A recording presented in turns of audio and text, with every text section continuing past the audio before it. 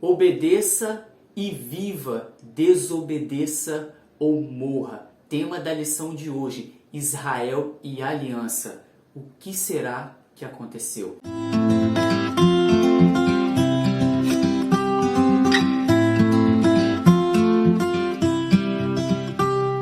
Olá, meus queridos, sejam bem-vindos. Vamos estudar a lição da Escola Sabatina. O tema de hoje é Israel e a aliança. Nós vamos entender o que aconteceu para eu falar o início da frase que eu disse: obedeça e viva, desobedeça e morra. Meus queridos, Jeremias capítulo 11, versículo 8 é o texto de hoje, o texto base da lição de hoje, que diz assim: mas eles não me ouviram, nem me deram atenção. Ao contrário, seguiram os seus corações duros e maus. Por isso, eu trouxe sobre eles todas as maldições desta aliança que eu tinha ordenado que cumprisse, mas que eles não cumpriram. Meus queridos amigos, hoje nós vamos ver uma Israel, um povo que nós estamos estudando e vendo que foi um povo separado por Deus, um povo que Deus adotou para ele, abençoou, um povo que é descendente de Abraão e estava ali para ser exemplo para todas as nações, mas nós vamos ver que não foi bem assim que aconteceu na história do povo de Israel. E estas foram as palavras que Deus disse ao profeta Jeremias, palavras duras do nosso Deus a este profeta. Mas o que aconteceu para que Deus falasse dessa forma com Israel? Meus queridos, a gente tem a mania, na verdade nós estamos estudando a lição e nós estamos falando de aliança, promessa de Deus, estamos falando do que Deus cumpre, do que Deus faz. E isso, quando nós paramos e analisamos, pensando nisso, a gente acha algo muito bom, muito legal, muito gostoso. É só bênção, é só alegria. Só que, meus queridos, nós esquecemos que a aliança ela tem dois lados. Um lado é a parte de Deus, que é lindo, maravilhoso, é só bênção. Mas lembra que nós falamos que nós temos a nossa parte a fazer na aliança também? E com a nossa parte, pode vir também... pode vir para nós, pode vir nos prejudicar, dependendo de como nós agimos. E foi isso que aconteceu com o povo de Israel, meus queridos. Deus havia prometido para eles uma terra gloriosa, uma terra que manava leite e mel. E a única coisa que Deus exigia do povo de Israel era que eles fossem obedientes. E quando nós vemos o paralelo que existe, nós vemos lá no princípio que Deus também fez a promessa para Noé, mas que tinha uma condição também para que Noé recebesse a bênção das promessas que Deus estava fazendo. E qual era a condição para Noé? Era ele construir a arca, era ele confiar em Deus e entrar dentro da arca. Agora, se Noé não entra dentro da arca, o que iria acontecer? Noé não ia ter parte na bênção, que era ser o único sobrevivente no dilúvio.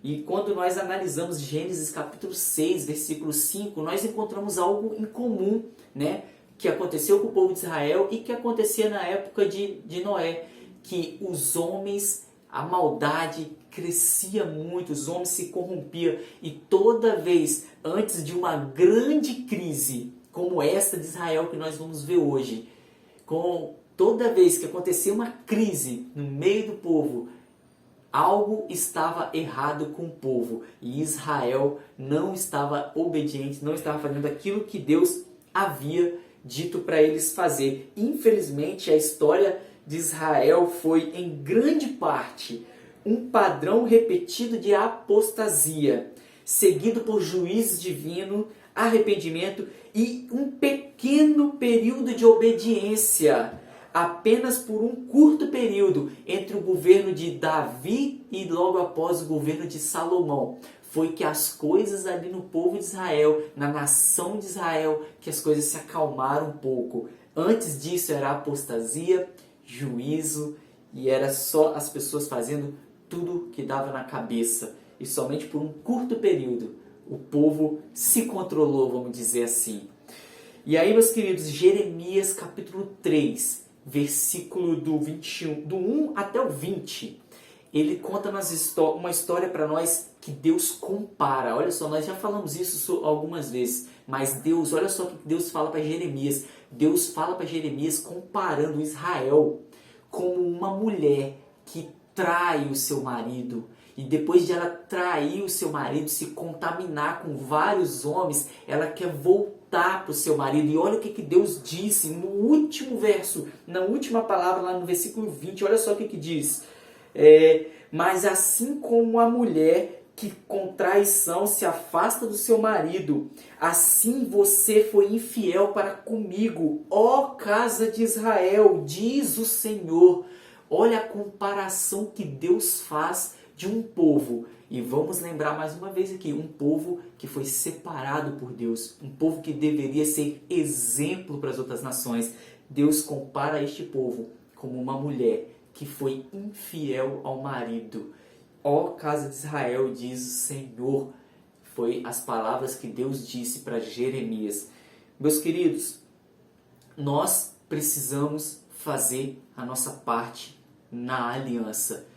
E olha só que a nossa parte não significa só obedecer, e nós vamos entender isso agora. Olha só o que Deus diz na lição de hoje.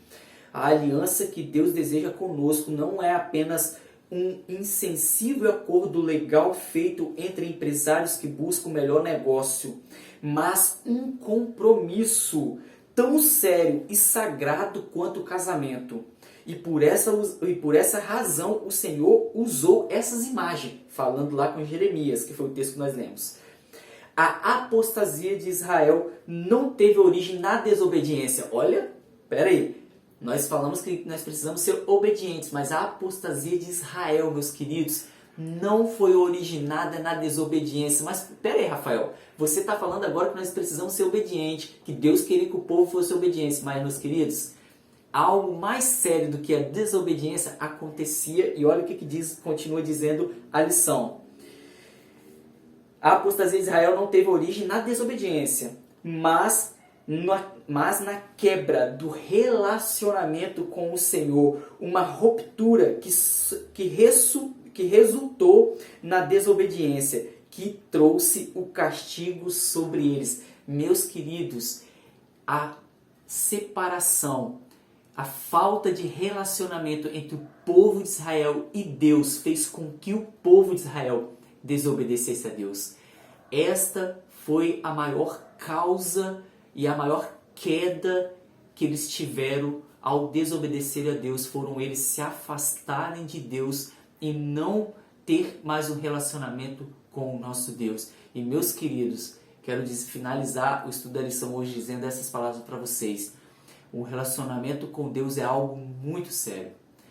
Não é somente nós estudarmos a Bíblia, a lição, não é somente a gente cantar na igreja, não é somente a gente ir na igreja, não é somente a gente guardar as leis, não é somente a gente fazer isso. Relacionamento com Deus que é algo muito mais. Sabe, você se relaciona com seus amigos aí, não se relaciona com eles, não conversa com eles, não ouvem eles, não briga com eles, não discute com eles. Com Deus é exatamente assim. Às vezes, vou só dar um exemplo.